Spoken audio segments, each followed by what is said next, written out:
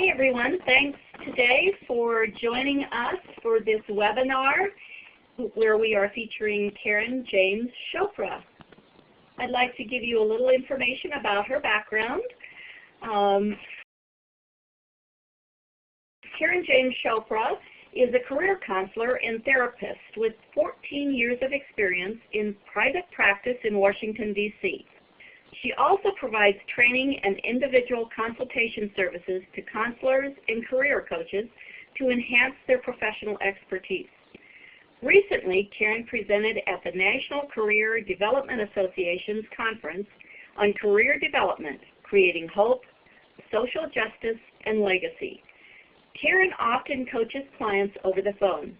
Today, she will share her knowledge in creating an atmosphere that ensures clients come back and strategies to engage clients when working with them remotely. I also wanted to point out that this webinar is funded by the U.S. Department of Labor through the CHIO grant that we are all working on. So with that, I'm going to mute my phone and turn it over to Karen. Great. Good morning, everybody. My bio is there, and the webinar funding is there as well, so you can look at those slides at your leisure. This workshop is one that is near and dear to my heart as someone who's in private practice and has been for 14 years. I spent a lot of time thinking about how to get clients connected, because in my business, if they don't connect with me, they don't stay, and I don't have a business to go forward with. And so I spent a lot of time over the years thinking about this, reading about this, talking about this with my supervisor, who will feature in a slide a little bit later on. And when I was talking to Sue about doing this workshop for all of you, you are going to be having clients, it sounds like, many of whom are going to be at the other end of a phone line, just like we are today. So this is a nice way to get started with that process of connecting with clients and thinking about how you get through the first. I mean, if you add up the total amount of time we're talking about, my first session, for example, is 50 minutes. So we're talking about the client coming to the website, the first call. We're probably talking about the first hour or so of time spent with the client. But that first hour is so critical, and so much has to happen in order for the client to settle in. I describe it as sort of their butt getting settled into that chair, and they're going to stay, and they keep coming back. My contact information is there. I'll go back to that. If you have any questions, you want to email me, please do so. Sometimes I'm an introvert, so often I process things at the end of the session. If you are also an introvert, the chances are good your questions will come after we're done. So feel free to email me if you need to. All right, so let's start talking about how we get a new client into our process and firmly ensconced in the counseling process so that they're comfortable, they're sharing with us all the information that we need to know about them. I really think about this as a three-step process. There is the first contact. In this day and age— Hey Karen. Yeah? Remember to advance your slides. I just did, didn't I? I don't see them advanced. Oh, well I'm clicking through them. Why are they not advancing? I'm on my 3 steps for a new client. There we go. I just clicked it. I don't know why you're not able to advance. Advance it. Huh. So want me to drive the slides for you? Yeah, I guess so, because I have been happily clicking through them and they're not moving forward. That's good to know. Okay, so yeah, I'll just sort of do a next slide unless I can figure out how to make that happen. All right, so in this day and age, almost all of our contact with our clients at the outset are going to be electronically. My clients find me through my website. Your clients are probably going to come to you through some electronic form or another that starts with a website and may finish with an email. And a phone call is often not the first thing that happens. It is often the second thing that happens, and sometimes it doesn't happen at all. And I'm going to explain later why I think one quick phone call is always a good idea, even if you're going to be setting up phone appointments with the client further on. I think a phone call is really important, but it's going to be that scheduling an appointment, whether it's done by phone or by email. And then the first session, which has a lot of things on its agenda. So I'm going to go to the next slide. Karen, I think it will work now because I selected follow. Okay. So you should be looking at the 2 keys to connection. Is that the slide that's up? Yes. Okay. All right. Hopefully we're on track now. When I think about getting a client into the process, there are really 2 keys to making them feel connected to us as a career counselor. The first key is the aha moment, that sense that, oh, I've learned something new. I've gotten something new out of this process.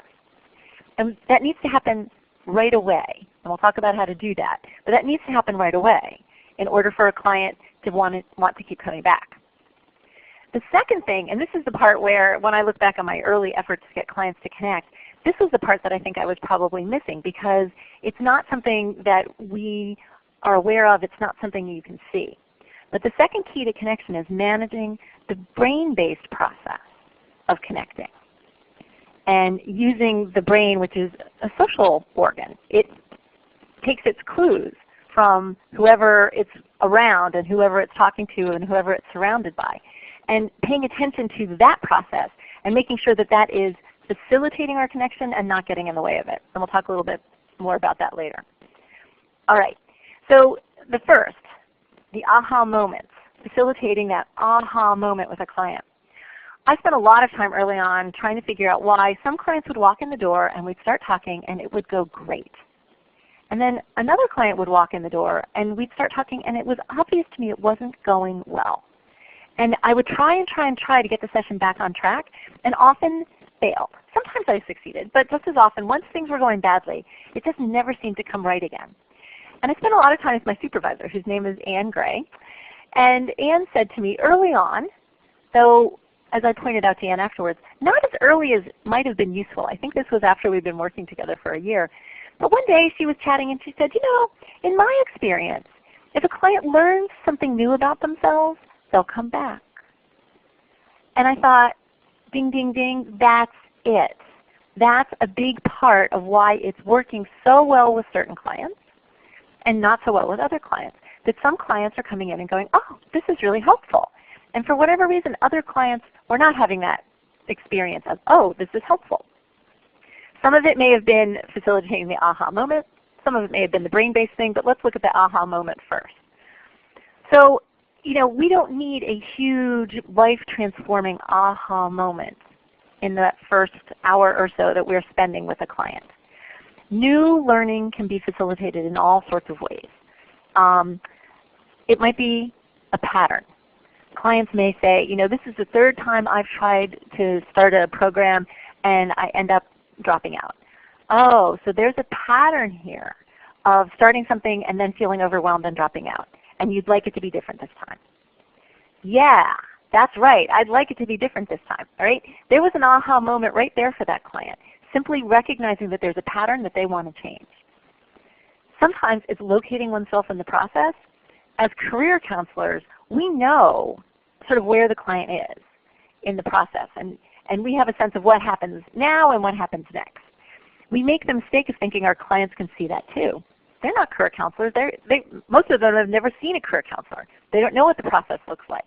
And so when you say to them, oh, it sounds like you're still in the process of figuring out where you would like to be working when you get done with your program, yeah, that's right. That's where I am in the process. Okay, well once we get that figured out, then we can move on to designing a resume and helping you with job search.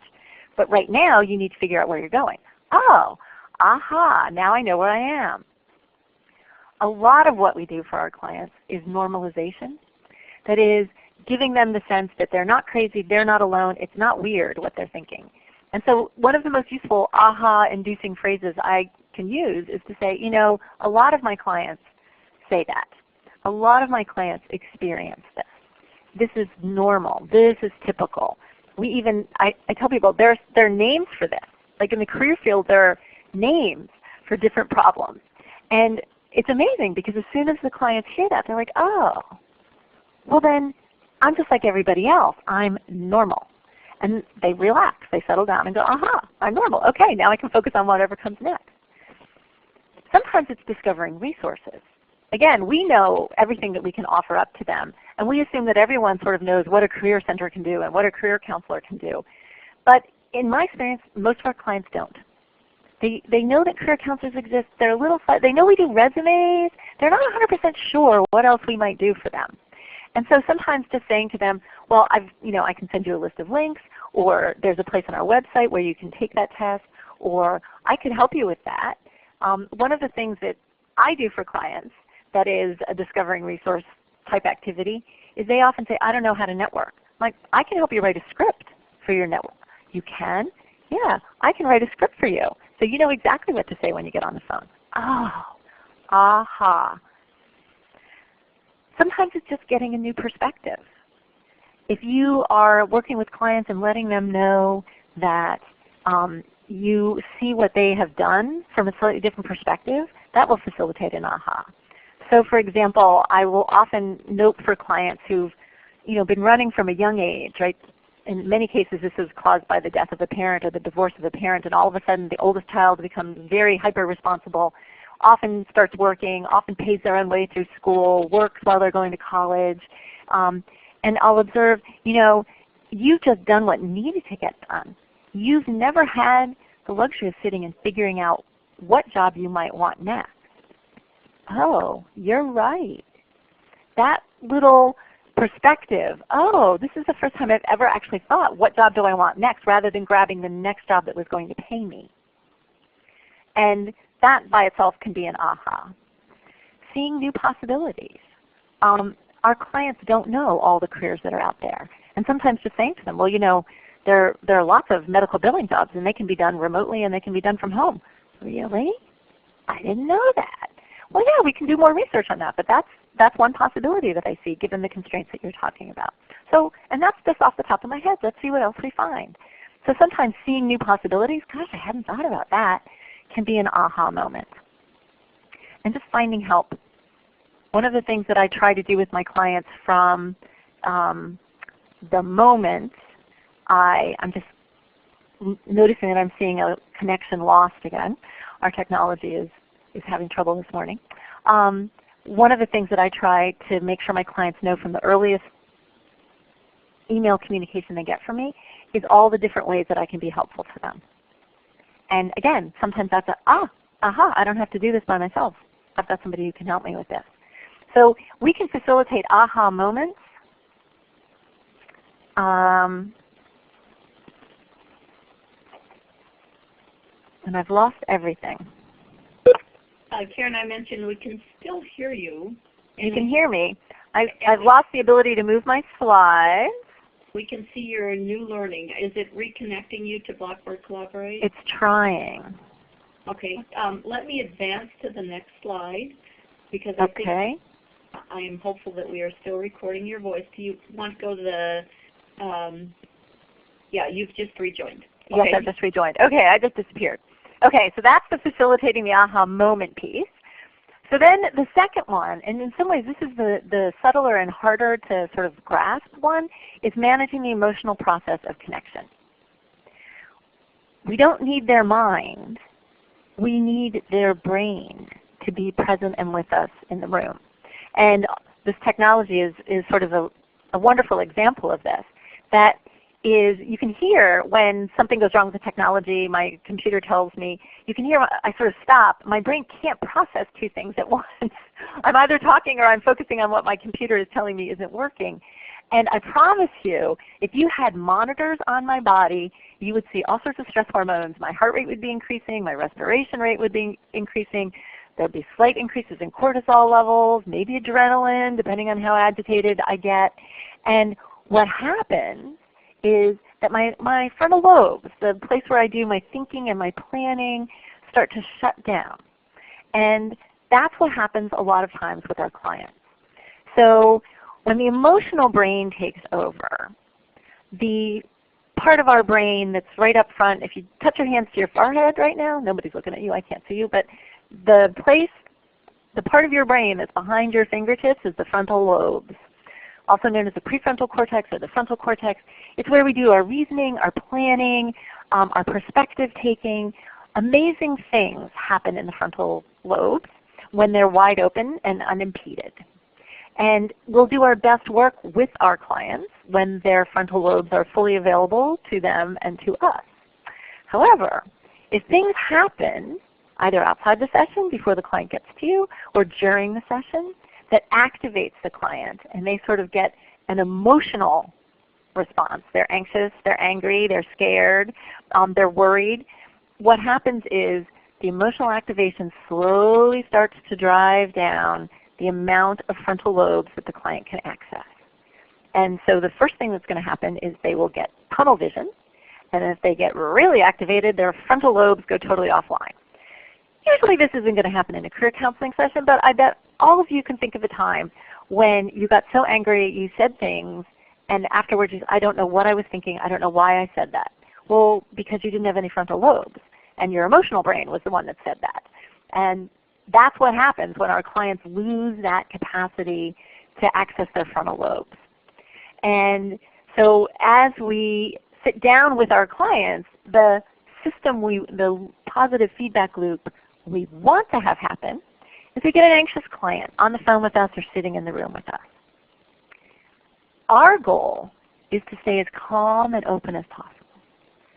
Body language open, vocal tone a little slower, sort of nice, calm, open, not fazed by anything that's going on, and certainly not reactive to whatever emotion the client's got. Over time, the client is going to settle down and relax. If we maintain that nice open body language, that's what's going to happen to the client as well. So the client's brain will take its cues from your brain's cues that it's all good, everything's fine, nothing to worry about. The client will start to relax. And I promise you, as you hear your client starting to relax, you're going to relax too. And you're going to start this nice feedback loop of everybody sort of settling down, getting their emotional activation out of the way, and getting back into their frontal lobe so that we can do the work that we need to do. Where I am certain I went wrong early on, and where I've watched sessions with other counselors go wrong as I talk to colleagues of mine whenever they sort of share sessions that didn't go well, it's almost always this negative feedback loop that they're starting to get into. And then as we get an anxious client, and some clients when they're anxious are a little aggressive. They're sort of prickly and they're sort of punchy and they sort of snap back a little too quickly. And so the client walks in and they're anxious and so they're a little defensive, and we sense those defenses and our brain wants to go there too, so we get a little defensive and we clutch in a little tighter. And then the client senses that and starts to be even less sort of flexible in terms of where their thinking wants to go. And here's where most counselors go. And we all go, if we're not paying attention, we all go to the place of, I can help you. I really know what I'm doing. I really, really, really know what I'm doing. Let me tell you all the ways I can, let me tell you all my qualifications. Let me tell you what's going to happen and how this is going to happen. And so we retreat behind the, I'm the expert, which with an anxious client is not, that's not what they care about. Our expertise is not even a question, because their frontal lobes is the part of them that cares about our expertise, and their frontal lobes are going offline at a very rapid pace. So all of my efforts early on to convince clients that really I was competent and they should trust me went for naught. Rather than focusing on that I was competent, I should have been focusing on the fact that they were feeling a little agitated and asking them, it sounds like it's been a rough day getting in here. Was it just the commute in? Is there other stuff going on that's making it hard for you to be on the phone with me right now? No, it was a really tough commute and I just had a fight with my boss and da-da-da. Oh, well, no wonder. So, tell me a little bit about that, and then we'll see if we can sort of reboot the session. Right? So once you get a sense that there's sort of a negative emotion going on, you want to override your automatic tunnel vision, because this is your frontal lobe all shut down going, I need to convince them that I'm really good at career counseling, and sit back and just be human with them. Consciously open up your body. And actually I'd encourage all of you to try this right now. If you're sitting in a chair, I want you to consciously sit back in your chair, open up your shoulders, open up your arms, take a nice deep breath, and just notice how much better you're feeling. And I promise you, even if you're on the end of a phone line with a client and you actually do that, and they can hear you sort of take a deep breath and say, oh, it sounds like it was a really bad day. Why don't we just slow it down a little bit? Tell me more about that, and then we can get back to what we need to do. The client is likely to do a little emotional reboot themselves and also go back to wanting to hear what you have to offer.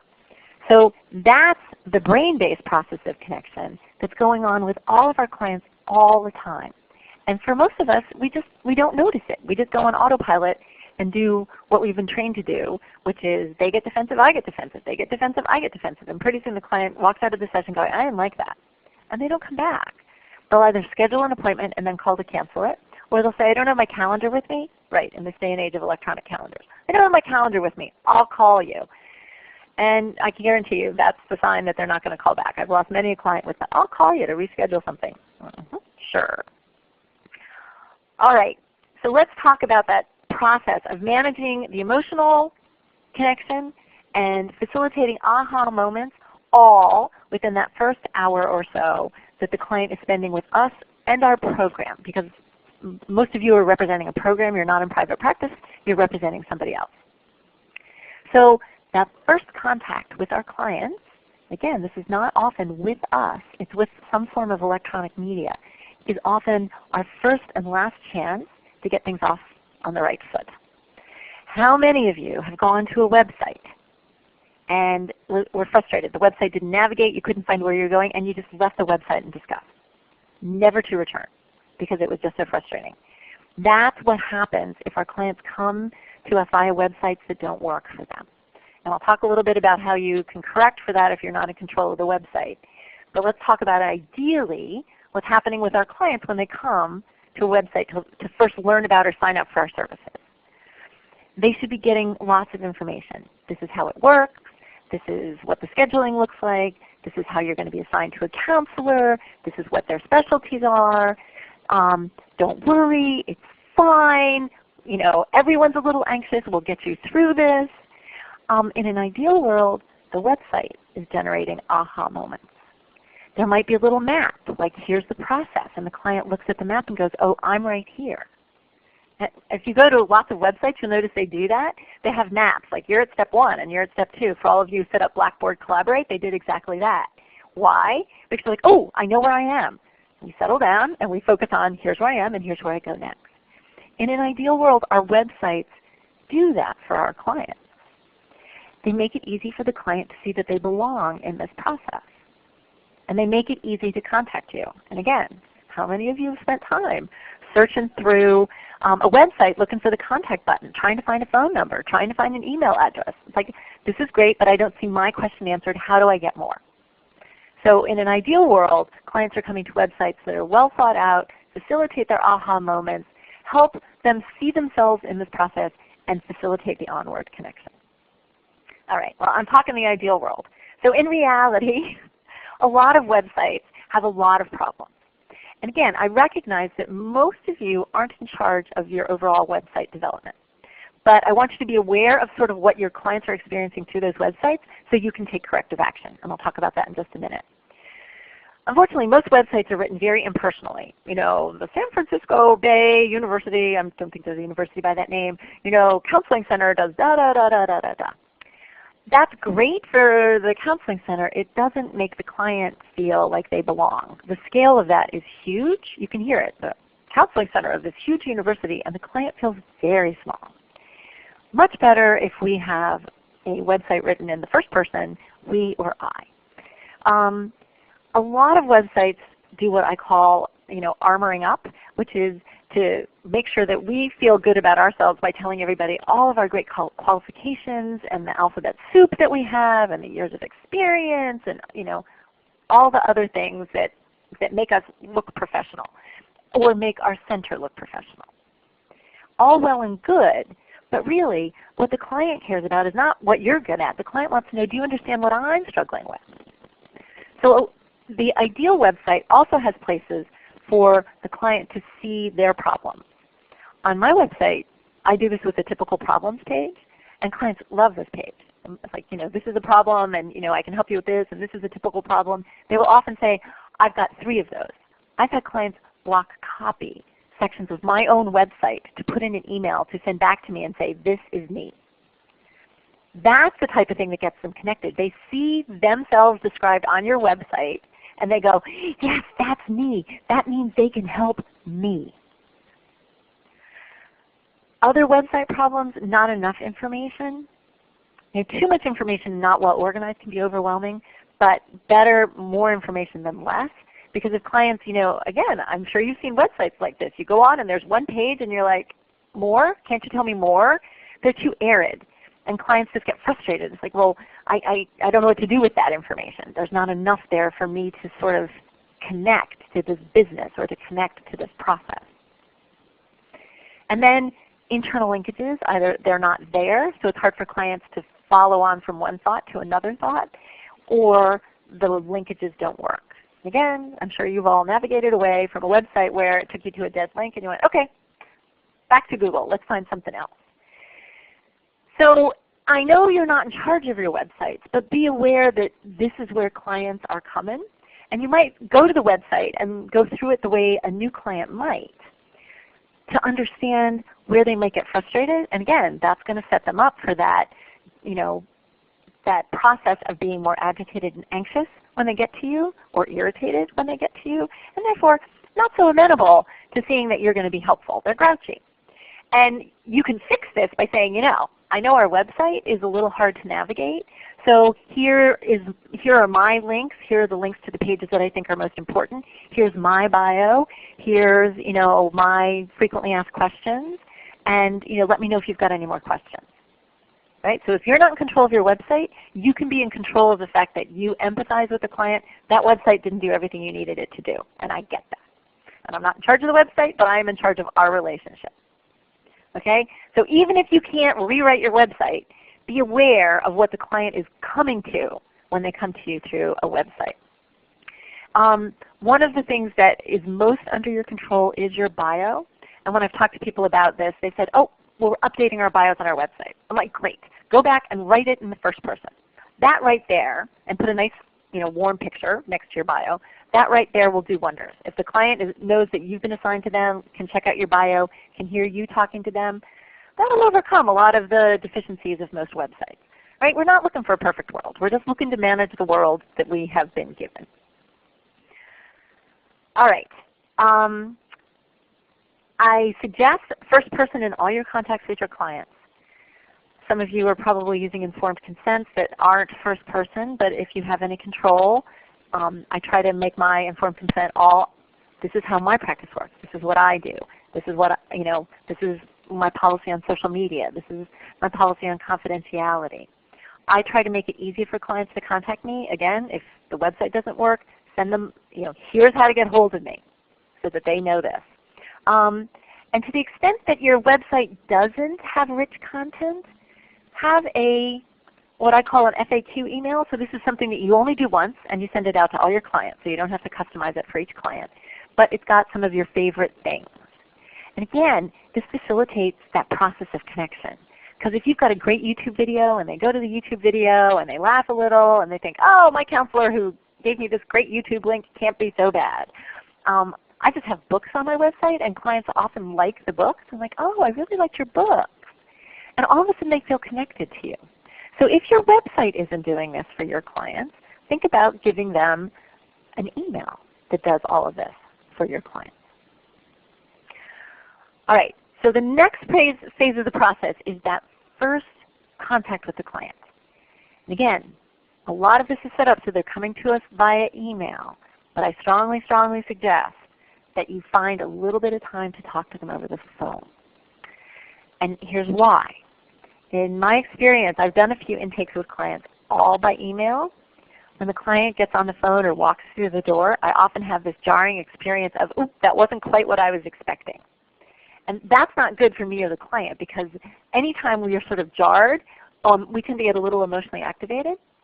And again, our goal is to be as wide open as possible. So I want to really know as much as I can about the client before the client walks through that door. And a phone call is a great way to do it. We connect more easily if we've got faces and voices. So this will facilitate that connection process. Do not spend a lot of time on the phone with clients. I know this from experience too. Once you get on the phone with a client, they will tell you their life story. You could be there for an hour and have accomplished nothing but letting the client vent. So I don't encourage long phone calls. I encourage 5 to 10 minutes, and use it well. And so what I look for when you talk to your client is like, hi, I'm your counselor. I've been assigned to you. I'm looking forward to working with you. What I'd like to do today is just get a sense of your idea of what would happen if we work together and are successful. Like, what's the outcome going to be if our work together gets you exactly where you want to go? That gets the client focused on the future and not telling you their life story. So what do you want to have happen in the future? Then you tell the client, okay, based on what you're telling me and where you want to go, here's what I can do for you, here's how I work with you, here's what our options are. And ask if the client has any questions, because sometimes that information right there is facilitating an aha. Okay, that's how this process is going to work. Great, didn't know that, but now I do. That's fabulous. The questions will facilitate an aha. Tell me this, tell me that. Here's how it normally works. The client's, okay, I got that. And again, they come into the first session less anxious because now you're a known quantity. They've heard your voice. They've heard the warmth in your voice. They have an expectation that's likely to be met when they sit down in that first session or when they get on the phone that first time. I always encourage people to talk about pricing information, and you say, well, we're providing this service. Yeah, but it's amazing. Clients sometimes don't know that. So make sure you tell them, if it's a free service, this is free. If it's a free service but limited, this is a free service for 6 sessions. And after that, you can either pay for more sessions or we're limited to 6 sessions. So we're going to want to be planful about what we do with our time. So provide pricing information and limitations, because pricing is a form of limitation, but so are time limits. So make sure that the clients know that. It can be incredibly anxiety-provoking for clients to not understand exactly how this works. And again, we know exactly how it works, so we forget that we need to communicate that to them. So you'll notice that in these early sessions, I'm really advocating a lot of over-communication. Tell them information even if you think they probably know it. Astonishingly, many of them don't know it, or because when they get activated, they lose their frontal lobes, they've forgotten it. So make sure you over-communicate things. At the end of that call, you schedule the first appointment. You follow up with an email to them, and I'll talk about what should be in that email, and you've got that client sort of connected to you. It's like, I know what my counselor sounds like. She's answered my questions. He's sending me all this data. I know when my appointment is. I know what the process is and how many sessions I have. I promise you, this goes a long way to having a very calm client for your first session. They don't walk in sort of disoriented and anxious. They walk in knowing exactly what's going to happen next. Right, so once you've had that first contact with your client, I suggest setting up a bridge so that the connection process sort of continues right till they walk into the door or right till they get on that first phone call with you. And that may be an informed consent. So all the paperwork that you need to send to your clients about they are granting consent to be counseled.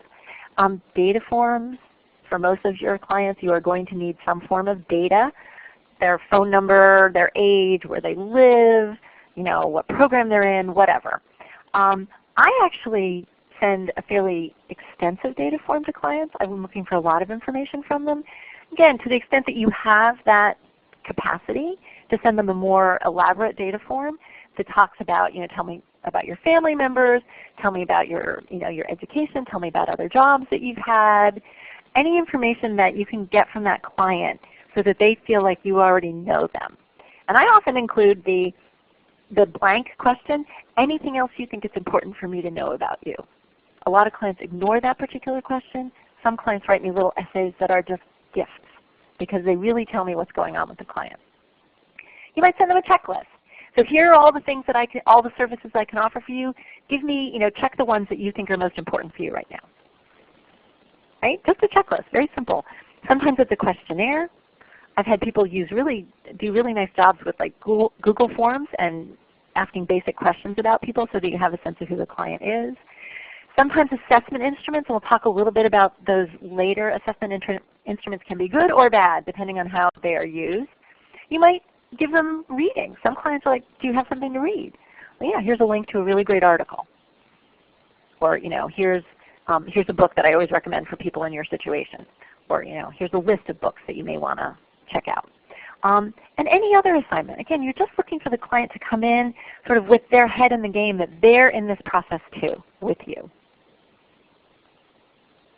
All right, and now we're to the first session.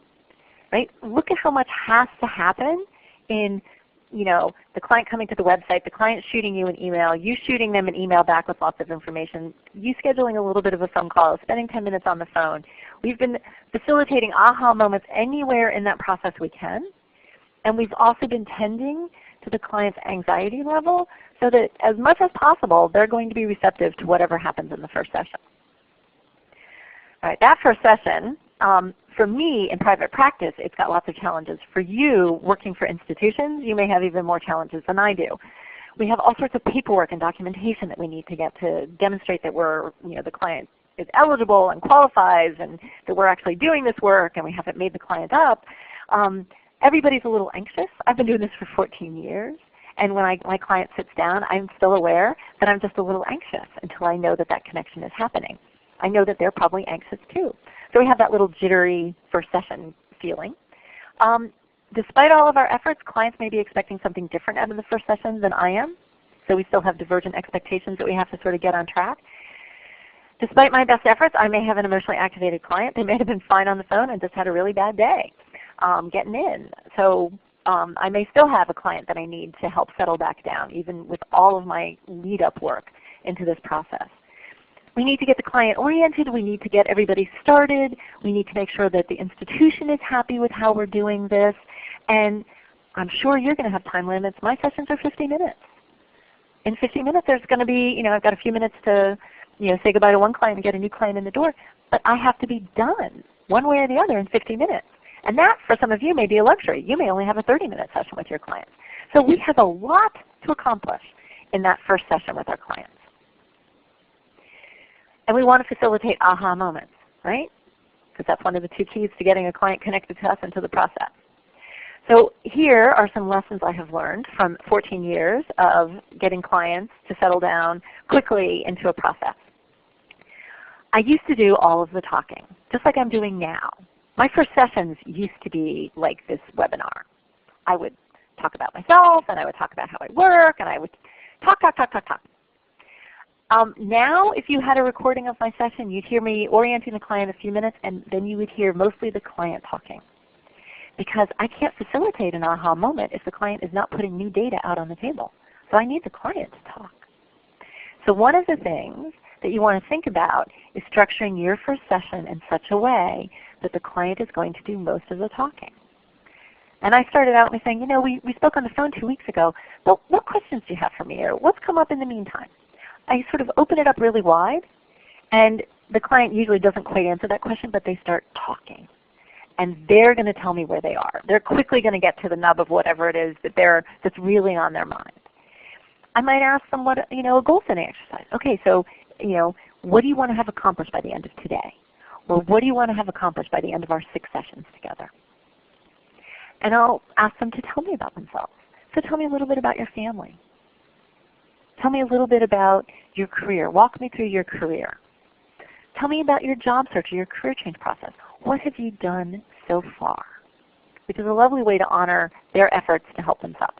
What have you done so far so that we don't reinvent the wheel? All of those are ways to get the client talking to you. And get the client telling you things like, well, I did this and this and this and I got nowhere. Okay, so it sounds like you got started on your job search process and you got frustrated. Yeah, okay, I think we can help with that. So what you want is not to do big chunks of talking. You want to do little chunks. Like, oh, so it hasn't been going so well, so you'd like to focus on the networking piece. Yeah, I don't understand networking at all. The resume, I'm having so much trouble writing your resume. Resumes can be really challenging. Okay, that's good to know that you want to get working on your resume. And just keep feeding in and tracking with the client. Toss out ideas. If you've got it wrong, don't worry about it. The client will say, no, that's not quite right. Oh, okay. They'll say, this is what happened. Oh, got it. So just keep recalibrating. I sort of toss things out just to sort of test where the client is. And either I'll get it right and the client will say, yeah, or I'll get it wrong. And because it's a little chunk, the client will go, no, everybody was out of the house. So my upbringing wasn't as chaotic it made it seem when I talked about all the half-brothers and sisters that I've got. They were all so much older than me. I was really an only child. Oh, now I understand what your upbringing was like. Sorry, I took your list of half-brothers and sisters as meaning there were a lot of different people in the house. No, that wasn't it at all. They'll quickly correct you and they'll move on. They won't even notice you've made a mistake as long as you don't get anxious about it, right? So this is managing your own anxiety levels. Short assessments. So when a lot of institutions use things like the Strong Interest Inventory or the Myers-Briggs, the Self-Directed Search, the Occupational Outlook, there's stuff online for the Department of Labor. Those are great exercises. I don't usually recommend them for the first session because they usually have the counselor talking more. And so we may have had brilliant insights, but if the client wasn't ready to hear them, they're going nowhere. So I like those assessments, but I want the connection process to have been facilitated before I spend a lot of time talking. And then at the end of however long you've got, do a check. How did this session meet your expectations? Well, I didn't know what to expect, but this is pretty good. I've got more questions. Yeah, of course, we only just got started. But yeah, so you want to schedule another session. I mean, that's where we're going. Out of this first process, this, getting to the website, getting an email and a phone call, having that first session, the goal is to get the client to go, yeah, I'll come back. Yeah, I'll schedule another call with you. So if they've done that, we're golden, right? Because now we have another opportunity to set up aha moments and to help the client manage their emotional activation. Some of my personal favorites, I'm not going to spend a lot of time on these because everyone's going to have their different way of doing intakes with clients. I'll ask them about family history. I'll actually do a genogram, what I call a career genogram, which is just a family tree. But I ask, what did Dad do for a living? Did Mom work outside the home? What did Mom do? And what have you done? What does your spouse do? What do your siblings do? You want to get a sense of what careers are out there in the client's world. And that sometimes can facilitate things. So you're the first one going to college. Yeah. So you don't have anyone else helping you through this process. No. Okay, that's good to know. That's good to know. My favorite exercise, and you can do this even with a student who just walks into your office, real quick, it's called 9 Lives. And it's good there's going to be a recording of this. But here's the exercise. Tell your client they've been turned into a cat. They're going to have 9 lives, and they're going to have to work in each one of those lives. There are no trust funds or no lotteries in this fantasy. Everything else is fantasy, but no trust funds, no lotteries. In each of their 9 lives, they'll make whatever money they need to make. They'll have whatever skills, training, and ability they need. They wanted to be, a baseball player, they're a great baseball player. If they wanted to be a doctor, they've been to medical school. So they've got whatever training or skills they need. And no matter what they pick, the people important to them will view them as equally prestigious. So this is especially important in families where the expectation is you're going to join the family business. The expectation is you're going to have one of 3 professions because that's what everyone in our family does. So that sort of wipes out the family expectation. And then you just say, okay, so given those conditions, what would you do in each one of your 9 lives? Just for fun, because you'd enjoy it. Get them to give you at least 9, because you're going to need 9 to sort of go, oh, I see lots of themes of you working with, lots of these jobs have you working with your hands. Do you like working with your hands? Lots of these jobs have you doing research. Do you like doing research? Yeah. And you start identifying the themes that come out of those 9 lives. And the clients like it because it's very playful. It's generally a good way to keep them low stress, so it keeps their frontal lobes open. And it gives you lots of data if you sort of just look at the themes in there. So it looks like you'd really love to be running your own business. Like all of these are own this and run this and own this. Like I never thought of myself as an entrepreneur, but yeah, I guess some part of me. Like, okay, well, even if you don't start your business right away, we know you're going to want a fair amount of autonomy and responsibility in your next job. Yeah, that's right. So 9 lives is a great exercise. The other one I'll talk about is the likes and the dislikes chart. This is another great, simple, short exercise that gives you lots of data that's not hard for the client. And likes and dislikes is just that. List every job you've ever had. Babysitting, lifeguarding, delivering newspapers, I don't care. List every job you've ever had. In the first column, tell me what you liked about that job. And in the second column, tell me what you didn't like about that job. And I tell them, I want you to be as picky as possible.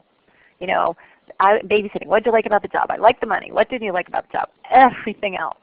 Waiting tables, what did you like about that job? I actually like the people I worked with. What didn't you like about the job? I didn't like the lack of control in the hours. And you just walk through. If they've had enough jobs, you'll start to see things that tell you what they really like about a job. And if they said micromanaging boss every time it's a dislike, okay, then we're looking for a job where you have more autonomy. Yes, that's right. Okay, that's good to know. That's good information. And that's an aha right there for the client. Oh, I didn't really put that in words about myself, but yeah, that's true. And one of the things I will say about all of these little exercises and questions is a lot of times all we are doing is articulating what clients know to be true about themselves, but for whatever reason haven't taken seriously. So a lot of times we feel tremendous pressure to sort of help a client get it right. And one of the things that I've learned, especially in this first session, is they are thrilled, over the moon, if they have the sense that you are seeing them accurately, that you are reflecting back to them the self that they know themselves to be, but they haven't thought about themselves in that sort of coherent way. And these are all ways of facilitating that sense. All right, so just to finish up really quick, you want to prepare the client for the second session. So again, you want to give them something that bridges them from first session to second session. I'm going to strongly urge you, for most clients, not all, but most clients, to make that first assignment dead easy.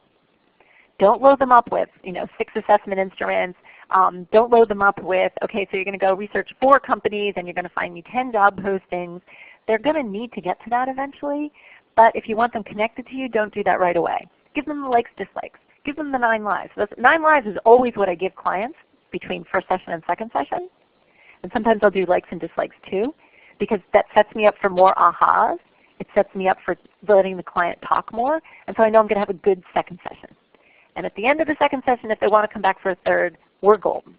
They're ready to sit down and work with me. I've convinced them that I can be helpful to them. So you want an assignment that continues that connection process. Make it easy, make it short, make it fun, because our clients have had a lot of experiences of not being successful in this. If you give them any exercise that makes them feel bad about themselves or their ability to do this, they're going to feel disconnected, grouchy, and it's going to be harder to sort of get back on track for the second session. The only time I cancel that piece of advice is make it short and easy is sometimes clients are like, load me up. I want to get started on this. And what I say is then load them up. Give them 9 lives. Give them the self-directed search. Give them the passcode so they can do the interest inventory online. Give them all of those things and then say, here's a list. Do whatever one of these you want. Because again, you don't want the client all eager to get started and to lose 5 pounds this week, right? That's sort of the equivalent of I'm going to lose 5 pounds this week. Well, probably not. They're probably not going to be able to do all of those exercises. So make it clear. Here's a menu. Pick what you want.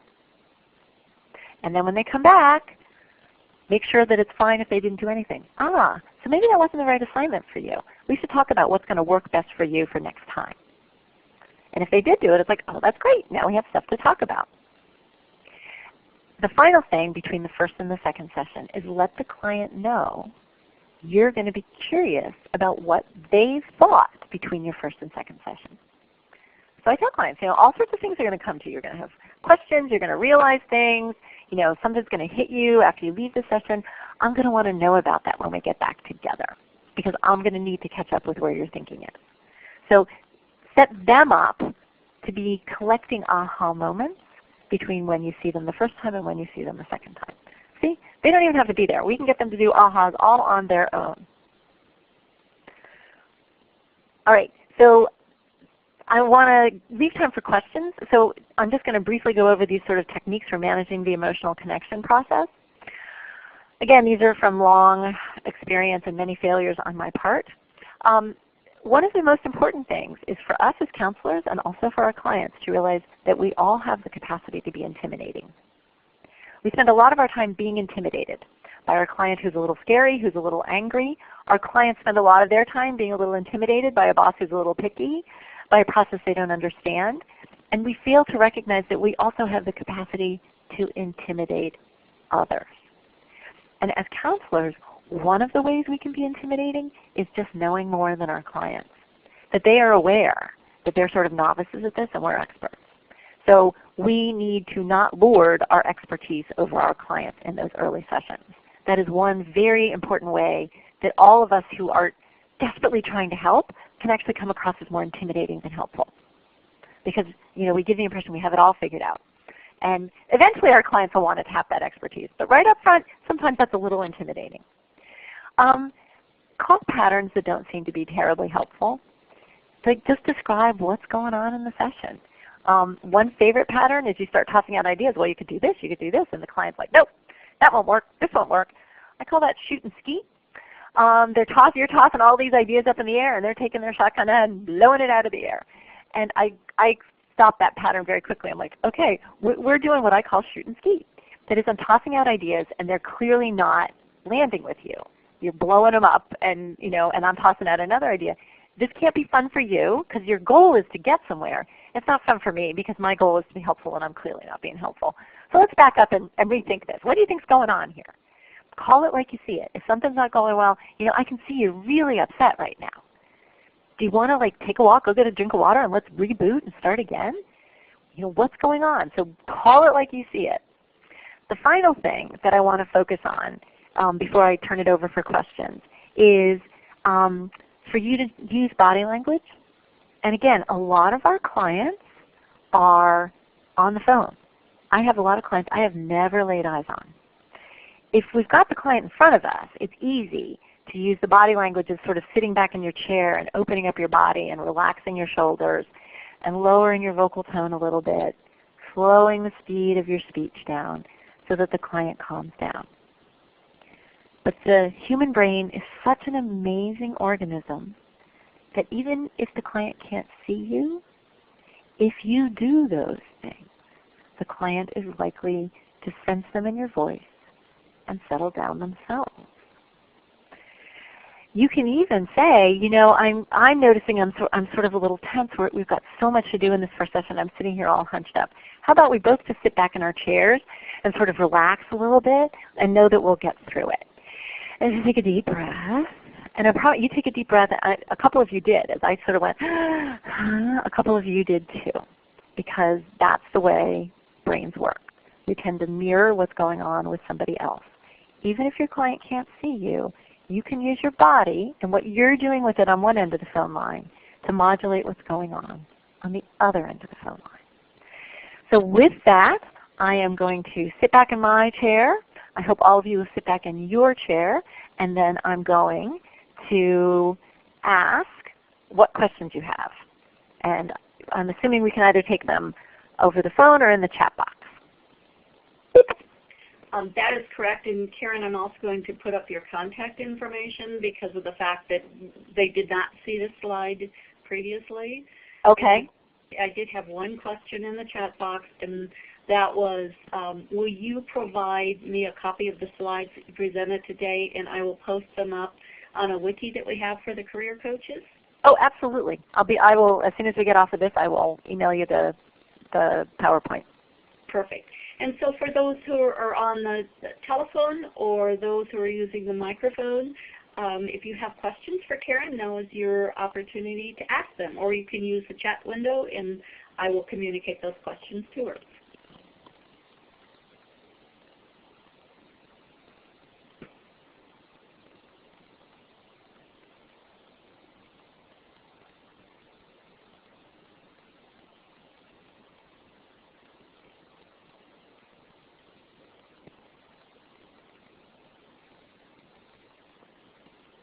As mentioned before, this session is being recorded. So as information, as I wait for any questions that might arise, I will send a follow-up email to all of you as well, indicating the location for the recorded session. And at that point in time, I also will just kind of redirect you to where the slides will be posted on the Career Coach component of the ChioWiki site. So again, are there any questions that you might have for Karen?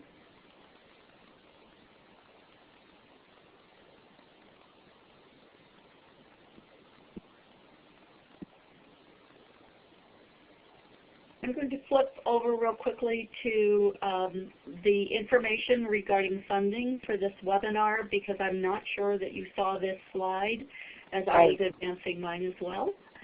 So I think someone might have just joined to ask a question.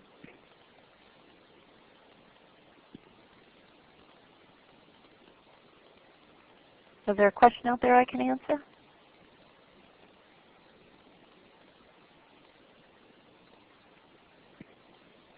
Remember, if you're on the phone, then you would need to unmute your phone to be able to ask the question.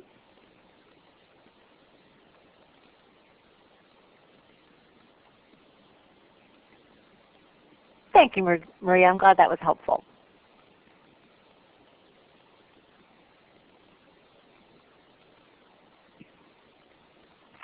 I'm glad.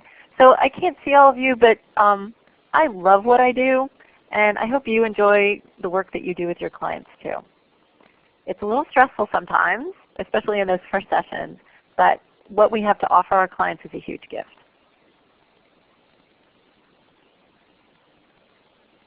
I do notice in the chat window, Lavona has mentioned that she wished that this had been our first workshop. So I encourage all of you to help me in defining the types of topics that you would like for future webinars, as well as the workshop that will come up next year. So, you know, I'm only as good at delivering as the information that you provide to me. So I really encourage you to continue to send me topics that might be of interest to you so that as we move forward with future webinars as well as the workshop that will come up next year, that we're on target in relationship to your needs as well.